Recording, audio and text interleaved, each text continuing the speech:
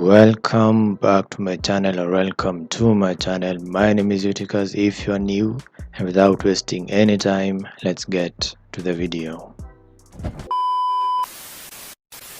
Number 5. The Gothic Bible, Codex Argentius.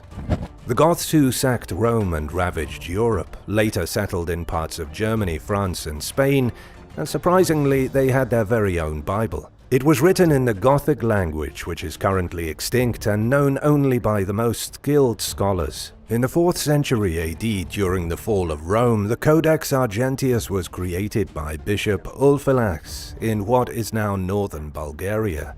It was the original 4 Gospels translated into the Gothic language so that the destroyers of the Roman Empire could have their own Bible to read. This Bible was created at a time when the Ostrogoths ruled Italy, but their reign didn't last long.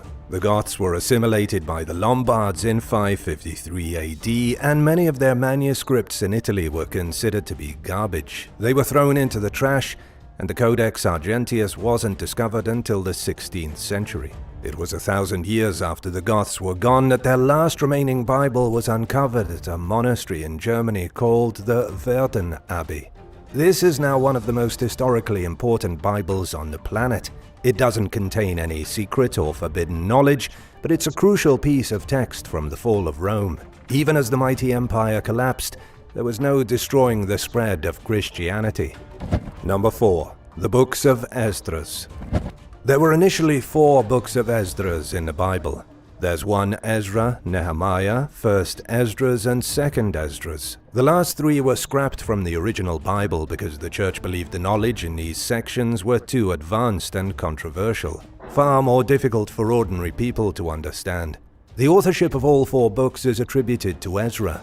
He was a scribe and priest who lived in the 5th century BC. This means he was alive during the fall of Jerusalem, and so he shares his experiences during the chaos in these books.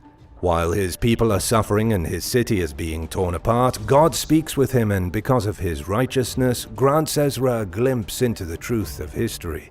This is why 1st Esdras and 2nd Esdras are considered so forbidden. They describe how Ezra was given a glimpse into the mysteries of life on the planet, as well as the future of God's creation. He was also allowed to see how the world would eventually come to an end.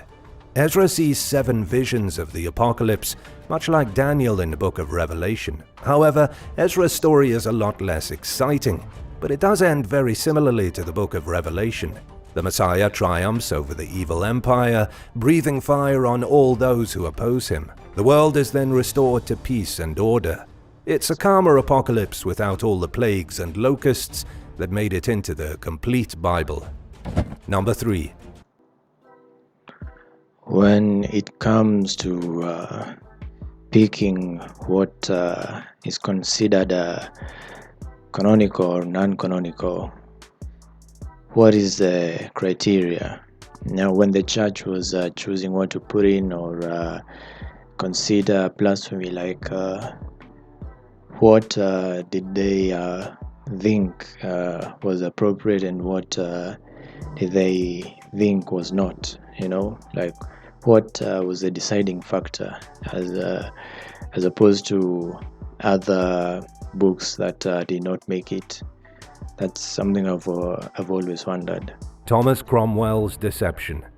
The first official English Bible printed by King Henry during the English Reformation was called the Great Bible. It was the job of Henry's chief minister, Thomas Cromwell, to print and distribute the book to just about every parish church in the realm. However, Cromwell was secretly plotting to use his position as publisher to change the balance of power. Cromwell was the most powerful man underneath King Henry, but he wanted to have even more influence, so he used the mass printing of the Great Bible to accomplish that. On the title page of the Great Bible is an image of King Henry handing copies of the Bible to Cromwell, and then Cromwell can be seen handing them to clergymen and other nobility. This was a way for Henry to be seen as the true leader of the church, the distributor of the Holy Word itself. But before King Henry handed it to the masses, he first gave it to Cromwell, which solidified his position as the king's right-hand man. The shocking part is that Cromwell is not the man we see on the title page of the Great Bible. The man resembles him, but only because he copied and pasted his face onto somebody else. Cromwell used his position to expertly cover the face of whoever was supposed to be next to King Henry with his own. He did this by employing an artist who painstakingly edited each and every Bible that came from the presses in France. Unfortunately for Cromwell, he died a year later when he was executed for high treason, making his attempt to seize power a complete and utter failure. Number 2. The Wisdom of Solomon. One of the mysterious apocryphal books you don't hear much about is the Wisdom of Solomon. This book was written in Alexandria a couple of decades before the birth of Christ. It was allegedly composed by a Jewish person living in the city who wrote the chapters in Greek. The book consists of 3 main parts, none of which seem to have any connection to one another. The first part of the book talks about the rulers of the earth and how wisdom is such a necessity to them. It goes into detail on the immoral and ungodly Epicureans as well as other heathens like them who practice lawlessness, lust, and incest. It talks about how righteous men become the sons of God and how they earn immortality through their good deeds. It's all extremely vague and metaphorical, which is likely why it was pushed out of the main Bible by the Catholic Church. The second section of the book talks about King Solomon. He's described as having mystical powers, with his wisdom being so strong that he's granted the ability of prophecy and the capacity to see through the mysteries of the world.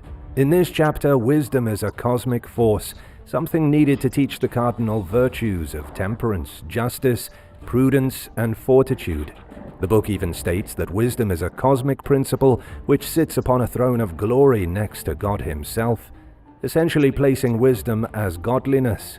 In this book, one can get the feeling that wisdom is itself God, and that Solomon's intelligence is what makes him such a great king. The third and final part of the book has pretty much nothing to do with the other 2 sections. It's not much more than a history of the Israelites escaping Egypt. Number 1. I think the book is also called The Testament of Solomon. I think I've read a few pages of that book, and it is interesting. I think that's where the story about Solomon and his demons comes from, but I'm not exactly certain.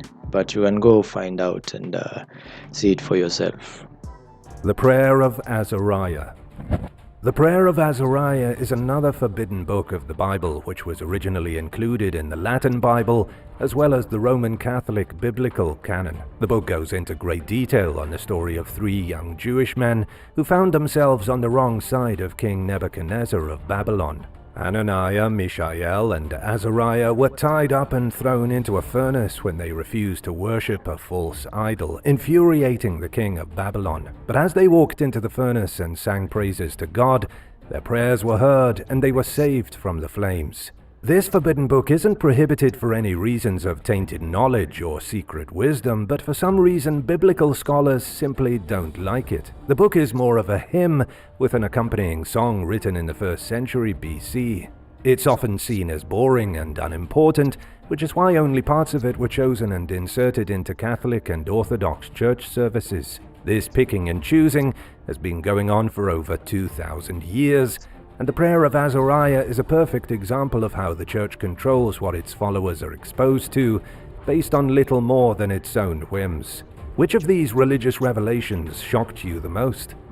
Let us know in the comments, and don't forget to subscribe. Thanks for watching, and we'll see you next time. Bye. Okay, that was a very interesting video. And I've always wondered this, like Christians or the majority of Christians say that the Bible was written by the Word of God. So when they were picking and choosing what to put in the Bible, like how did they do that? If all those books were inspired by people. All those books were written by people inspired by the Word of God. What would make other men or women what would give them the power to decide what was there or not supposed to be there? It's just something I'm wondering, If you can explain it, tell me in the comment section. But it has always messed with my mind a bit. So yeah, that's just what I wanted to say. You've watched the same video as I have, so what are your thoughts? Yeah, and I link down the original video in the description. You can go check out their channel. They have a lot of interesting stuff there. So yeah, thank you for watching. If you did watch this far, what are your thoughts? If you're interested, tell me. If you're not, you don't have to. And but anyway, thank you for watching, and see you amazing people in the next video.